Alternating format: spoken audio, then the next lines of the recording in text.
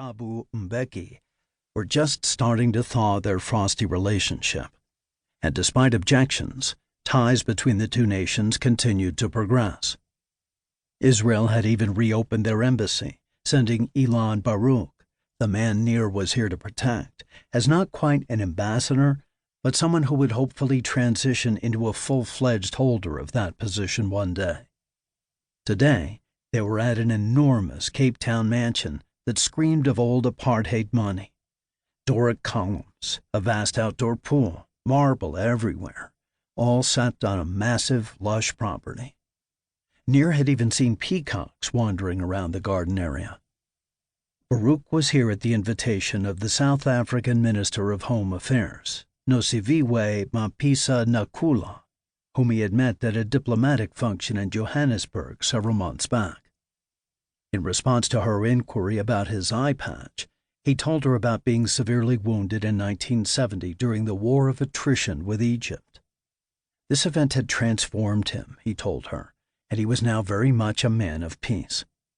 His views on the Palestinian situation and his criticism of his own government's policies intrigued her, and she invited him to visit the city of her birth. Now, Nir was here on the last day of a weekend excursion that had been everything he'd hoped for when he'd written South Africa on that assignment request form. The previous 2 days had seen them sailing in the Atlantic, touring the Ezekiel Slave Lodge, and jaunting down to the Cape of Good Hope to see the penguins. Today, they were wrapping up the trip with a luncheon, followed by an outdoor fashion show at what was truly one of the most beautiful properties he'd ever stepped foot on. Blue skies, a gorgeous mansion, stunningly attractive models. It was the perfect day. Until the gunfire. Without seeing them, Nir couldn't be sure who the attackers were, but it was likely one of two groups, a Palestinian militia that had somehow found its way to Cape Town, or, more probably, a local Palestinian sympathizing OSA military that wanted to punish Israel by killing Ilan Baruch. The assassination of Israeli diplomats wasn't unheard of. In 1982, 3 members of the Palestinian organization Fatah attempted to assassinate the Israeli ambassador to the UK, Shlomo Argov, by shooting him down in the streets of London. Argov survived a bullet in the head, but remained paralyzed and under constant medical care for the rest of his life. The fallout from that incident led to the 1982 Lebanon War, which left dead hundreds of Israeli soldiers and thousands of Palestinian militia and Syrian military. It also cost the lives of tens of thousands of Lebanese civilians.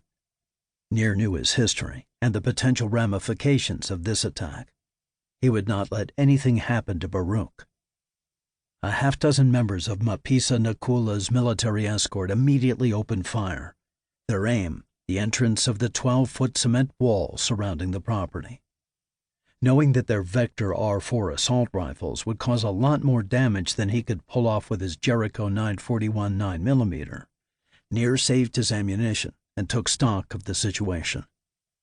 From where he stood at one front corner of the seating area, he could see that the 100 or so guests had all dropped to the ground, including Baruch, who'd been sitting in the row of seats next to the stage right side of the fashion show runway. Mapisa Nakula was on the ground next to him, and Zamir now hovered over them both. Nir scanned the scene, looking for more hostiles. Then his gaze reached the runway and stopped short.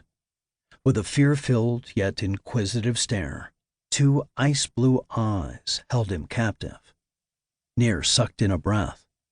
The woman lying on the stage was remarkable, beyond remarkable.